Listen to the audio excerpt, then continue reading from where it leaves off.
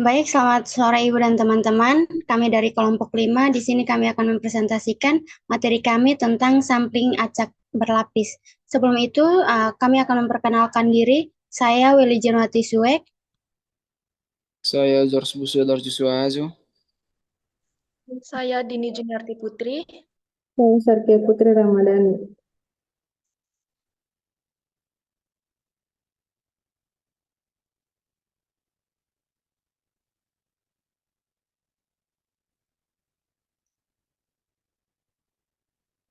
Baik, kita akan masuk di dalam materi.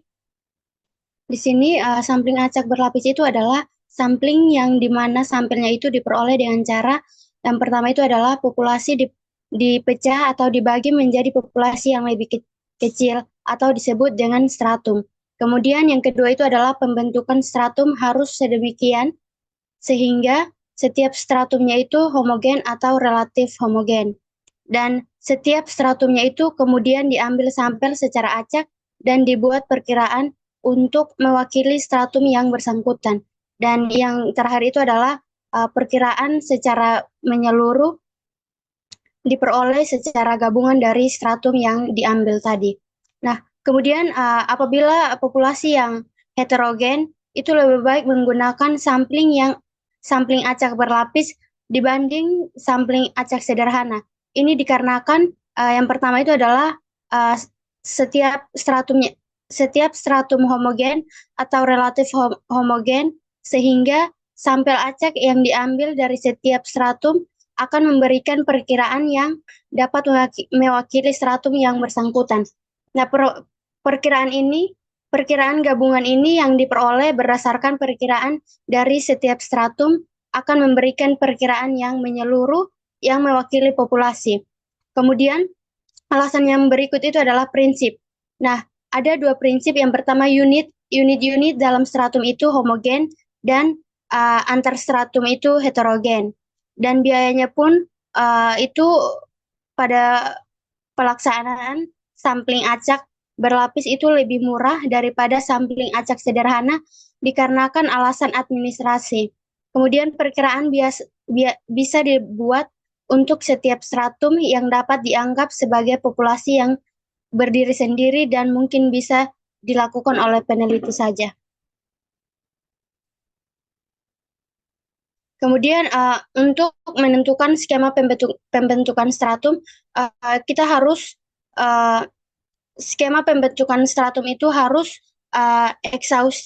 exhaustif dan mutually exhaustif. Itu artinya setiap elemen atau sampling unit itu harus menjadi anggota dari satu stratum saja dan tidak boleh tumpang tindih atau overlapping. Kemudian dasar pembentukan dari stratum itu tergantung dari tujuan pembentukan stratum dan karakteristik variabel yang dijadikan dasar pembentukan stratum. Contohnya itu adalah misalnya jenis kelamin. Misalnya laki-laki dan perempuan, kemudian wilayah administrasi itu perkotaan dan pedesaan, kemudian letak geografis itu desa pantai atau desa bukan pantai, kemudian kepadatan penduduk, misalnya jenis lapangan usaha itu terdiri dari daerah pertanian atau non pertanian.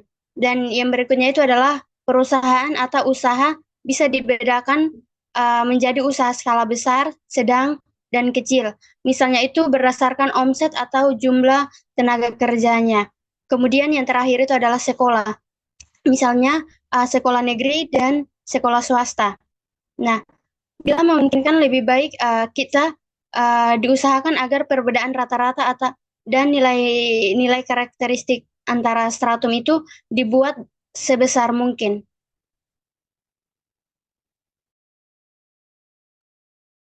Baik, yang berikut kita akan masuk ke materi parameter dan statistik sampling acak berlapis. Jadi misalkan populasi N yang heterogen dibagi menjadi kastratum. Sebelum dibagi, kita sudah mempelajarinya pada sampling acak sederhana.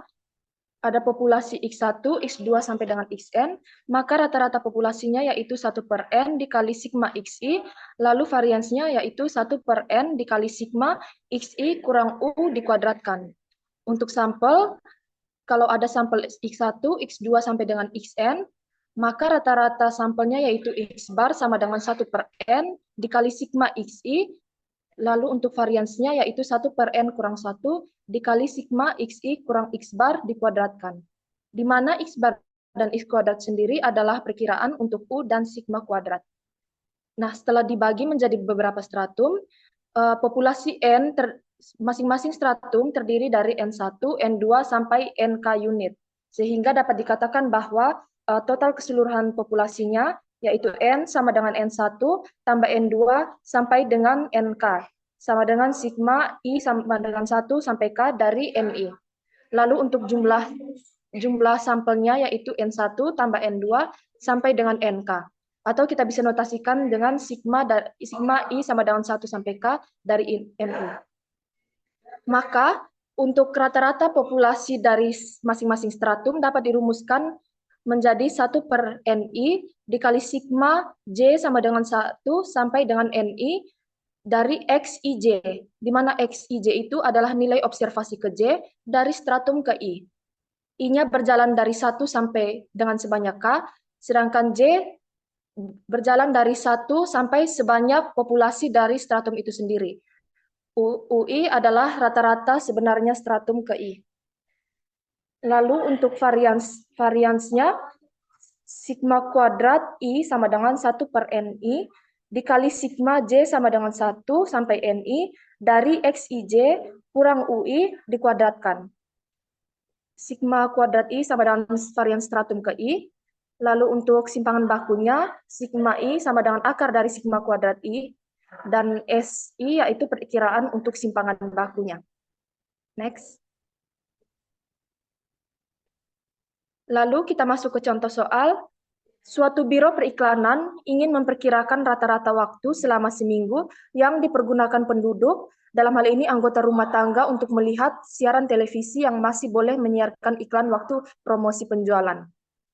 Penduduk sebagai populasi dibagi menjadi 3 stratum. Stratum pertama yang tinggal dekat pabrik, sebagian besar karyawan pabrik.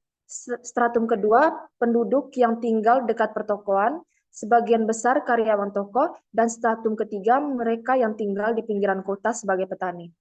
Seluruhnya ada 310 rumah tangga sebagai populasi. Stratum pertama, kedua, dan ketiga masing-masing terdiri dari 155, 62, dan 93 rumah tangga. Untuk menghemat waktu, tenaga, dan biaya Biro Periklanan, Biro Periklanan hanya bermaksud meneliti 40 rumah tangga. Dari stratum 1, 2, dan 3, masing-masing dipilih sampel acak sebanyak 20, 8, dan 12. Lalu suruhannya hitung rata-rata setiap stratum dan varian setiap stratum. Lalu pemecahannya, di sini sudah diketahui sampel-sampel mana yang diambil dari setiap stratum. Kita bisa lihat pada tabel. Kemudian untuk perhitungannya, untuk stratum 1, rata-ratanya yaitu pakai rumus 1 per N1 dikali sigma XIJ. Sama dengan 1 per 20 dikali X11 tambah X12 sampai X20. Sama dengan 1 per 20 dikali 35 tambah 43 dan seterusnya, maka hasilnya yaitu 33,9. Lalu untuk variansnya, X kuadrat 1 sama dengan 1 per N1 dikurang 1, dikali sigma X bar IJ kurang X bar I dikuadratkan. Maka kita mendapatkan hasil 35,358.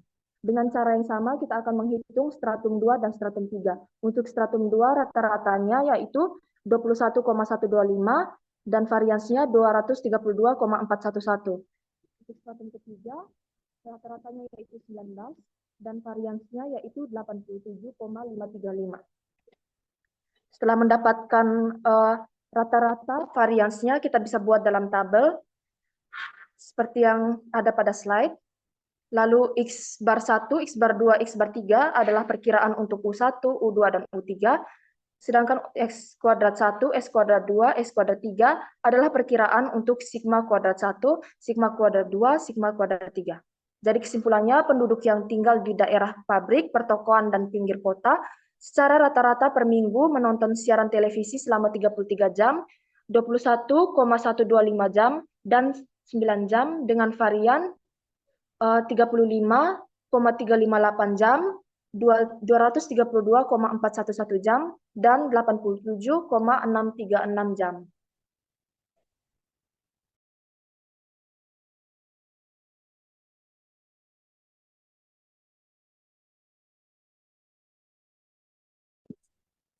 Baik, selanjutnya kita akan perkiraan interval untuk rata-rata dan total.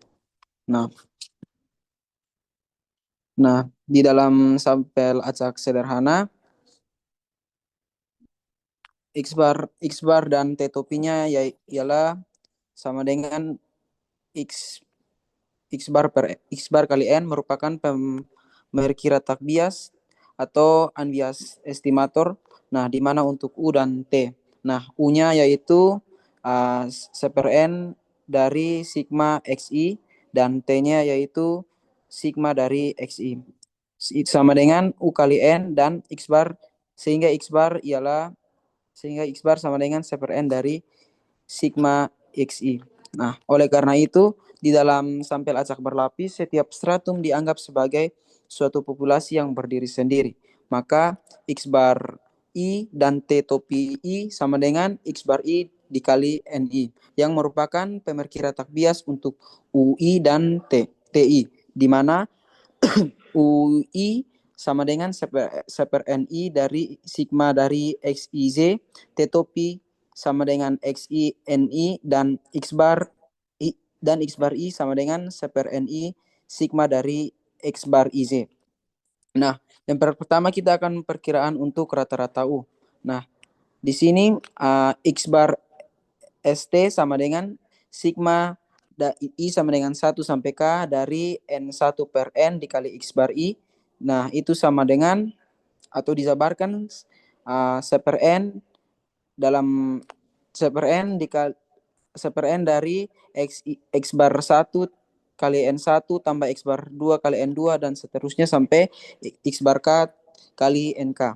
Nah, selanjutnya kita akan memperkirakan varians untuk X bar ST atau sama dengan S kuadrat X bar ST. Nah, S kuadrat X bar ST sama dengan 1 per N kuadrat sigma dari I sama dengan 1 sampai K NI kuadrat dikali NI kurang NI per NI dikali SI kuadrat per NI. Nah, untuk penjabarannya bisa dilihat pada slide yang bagian bawah, sehingga 1 per N kuadrat itu dikali dengan NI kuadrat N1 kuadrat dikali NI kurang NI per N1 dan seterusnya sampai NK kuadrat dikali NK kurang NK kecil per NK besar dikali S kuadrat K per NK. Nah, untuk di sini untuk setiap stratum kita katakan yang KI. Nah, S kuadrat X bar I sama dengan SI kuadrat per NI dikali dengan N populasi dikali dengan N sampel per N populasi. Nah, itu sama dengan N populasi kurang N sampel dibagi N populasi dikali standar deviasi dibagi sampel. Nah, oleh karena itu X bar ST sama dengan C/N dikali N dikali populasi dibagi X bar I. Maka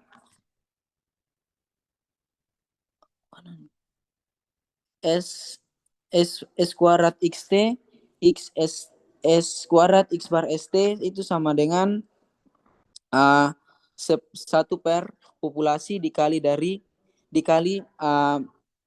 penjabarannya yaitu N1 kuadrat dikali N populasi kurang N sampel dibagi N populasi dikali standar deviasi 1 per N sampel 1 sampai dijumlahkan sampai N populasi NK kuadrat dikali NK kurang N sampel per N populasi sampai S kuadrat K per NK. Nah, dengan tingkat kepercayaan 1 kurang alfa, perkiraan interval untuk N lebih besar 30 yaitu sebagai berikut. Kita dapat batas-batasnya yaitu U di antara X bar ST kurang set alfa per 2 S X bar ST sampai dengan X bar ST tambah set alfa per 2 S X bar ST. Nah, sehingga kita peroleh batas-batasnya. Nah, selanjutnya apabila N lebih kecil atau sampelnya lebih kecil dari 30, kita menggunakan distribusi T student dengan DF sama dengan N kurang 1. Nah, untuk tingkat kepercayaan 95%, nilai set alfa per 2-nya yaitu 1,96 atau 2. Nah, berdasarkan yang tadi sudah dijabarkan di atas, kita peroleh nilai batas atas, nilai batas bawahnya yaitu X bar ST kurang 2 S X bar ST. Nah, dan nilai batas atasnya yaitu X bar ST tambah 2 S X bar ST. Nah, untuk batas kesalahan sampling dengan tingkat kepercayaan 95% ialah B sama dengan 2 dikali S X bar ST, yaitu 2 dikali akar dari 1 per N kuadrat, sigma dari I sama dengan 1 sampai K, N I kuadrat, atau populasi dikali dengan populasi kurang sampel dibagi populasi dikali standar deviasi dibagi sampel. Nah, kita akan masuk pada contoh soalnya. Berdasarkan dari data dari contoh soal submateri, parameter dan statistik sampel acak berlapis, kita buatkan perkiraan interval rata-rata waktu untuk melihat siaran televisi, di mana dengan tingkat kepercayaan 95%. Yang pertama kita diminta untuk menghitung untuk seluruh rumah tangga, dan yang kedua untuk rumah tangga di lingkungan pertokoan. Nah, langsung saja pada penyelesaiannya. Yang pertama kita membagi stratum-stratum ini menjadi 3, yaitu yang pertama stratum 1 nilai sampel stratum 1 yaitu 20, di mana dan X barnya 33,9, standar deviasi 35,358 dan populasinya yaitu 155. Stratum 2 yaitu populasinya 62, standar deviasinya 232,411, X barnya 21,125 dan sampelnya yaitu 8. Stratum 3 kita bisa lihat populasinya 93, standar deviasinya 87,636, X bar 3, X barnya 19 dan sampelnya yaitu 12. Nah, selanjutnya kita menghitung untuk seluruh rumah tangga. Berdasarkan rumus sebelumnya, maka kita langsung masukkan saja sehingga kita peroleh nilai untuk seluruh perkiraan varian. Nilainya yaitu 27,675. Selanjutnya perkiraan varian waktu untuk melihat siaran televisi per minggu untuk seluruh rumah tangga dengan rumus yang tertera di slide, sehingga kita peroleh hasilnya yaitu 1,97. Nah, setelah itu kita menghitung besar kesalahan sampling, di mana dengan rumus B sama dengan 2 dikali S X bar ST atau 2 dikali akar dari 1,97 yaitu 2,807. Dan setelah itu kita masukkan pada nilai batas atas dan batas bawahnya, sehingga kita peroleh batas bawahnya 24,868 dan batas bawahnya 24,868 dan batas atasnya 30,482. Nah, dengan tingkat kepercayaan 95%, diharapkan rata-rata waktu melihat siaran televisi per minggu untuk seluruh rumah tangga yaitu di antara 24 jam hingga sampai 30 jam. Dengan besar kesalahan sampling yaitu 2,8 jam.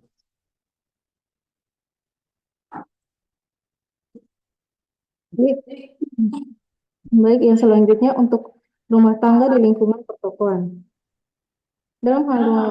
Dalam hal rumah tangga di lingkungan pertokoan merupakan stratum kedua sebagai populasi tersendiri, yaitu populasi N2 sama dengan 62, lalu sampel N2 sama dengan 8.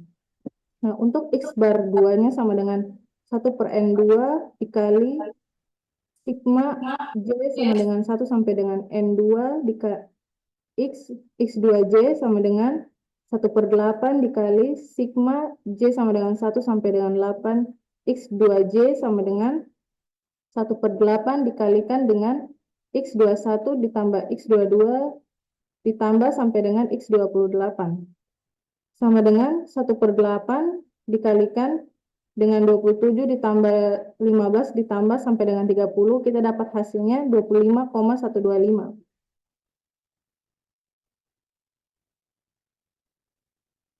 Lalu untuk kesalahan sampling yaitu B sama dengan 2S X bar, ST sama dengan 2 dikali akar populasi 2 dikurang populasi N2 dikurang sampel N2 per populasi N2 dikali dengan S2 kuadrat dibagi N2 sama dengan kita substitusikan nilai-nilainya sehingga kita dapatkan hasilnya untuk kesalahan sampling sebesar 10,06. Lalu untuk nilai batas bawahnya kita dapatkan 15,065 dan nilai batas atasnya 35,185. Jadi dengan tingkat keyakinan 95% diharapkan rata-rata waktu melihat siaran televisi per minggu untuk rumah tangga di lingkungan pertokoan antara 15,065 sampai 15,065 jam sampai dengan 35,185 jam dengan kesalahan samplingnya sebesar 10,06 jam. Lalu untuk perkiraan total, di mana T topinya sama dengan NX bar sama dengan sigma I sama dengan 1 sampai dengan K, NI X bar sama dengan N1 dikali X bar 1 ditambah N2 kali X bar 2 tambah sampai dengan NI dikali X bar I ditambah sampai dengan NK dikali X bar K. Dengan perkiraan varian untuk T topinya sama dengan NX bar ST, yaitu S X bar ST kuadrat sama dengan N kuadrat, S X bar ST kuadrat sama dengan sigma dari I sama dengan 1 sampai dengan K NI kuadrat dikalikan dengan populasi dikurang sampel per populasi dikalikan dengan SI kuadratnya per NI, di mana kita dapat hasilnya yaitu sama dengan N1I kuadrat dikali NI dikurang N1 kuadrat dikali populasi dikurang sampel per populasi dikalikan dengan SI kuadrat per N1 ditambah N2 populasi 2 dikalikan dengan populasi dikurang sampel per populasi dikalikan dengan S2 kuadrat per N2 ditambah dengan sampai dengan NK kuadrat dikali populasi K kurang sampel K per populasi K dikali SK kuadrat per NK. Dengan perkiraan interval T-nya dengan tingkat keyakinan 1 kurang alfa, yaitu di mana T sampai dengan di mana T itu di antara T topi kurang Z alfa per 2 S T topi sampai dengan T topi ditambah Z alfa per 2 S T topi. Nah, kalau N-nya lebih kecil sama dengan 30, maka akan digunakan distribusi T student dengan DF-nya sama dengan N kurang 1 untuk tingkat keyakinan 95% Z alfa per 2 sama dengan 1,96 sama dengan disetarakan 2 dengan nilai batas bawahnya T alfa T topi dikurang Z alfa per 2 dikali S T topi sama dengan T topi kurang 2 S T topi dan nilai batas atasnya yaitu T topi ditambah Z alfa per 2 dikali S T topi sama dengan T topi ditambah 2 S T topi. Dengan kesalahan samplingnya B sama dengan 2 S T topi.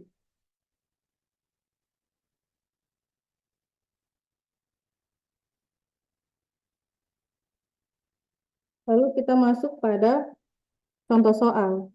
Berdasarkan data dari submateri parameter dan statistik sampel acak berlapis, lalu kita buat perkiraan jumlah jam lamanya melihat siaran bagi seluruh rumah tangga, yaitu perkiraan untuk 310 rumah tangga.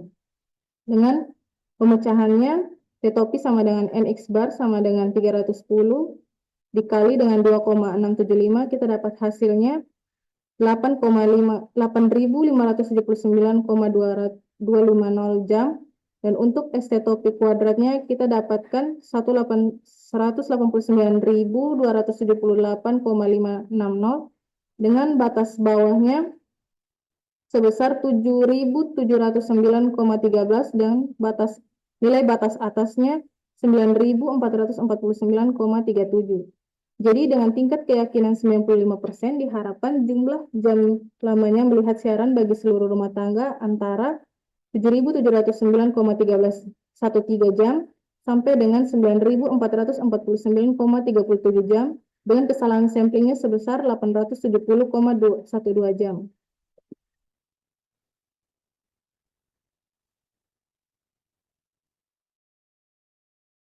Sekian presentasi bagian 1 dari materi sampling acak berlapis kami. Terima kasih.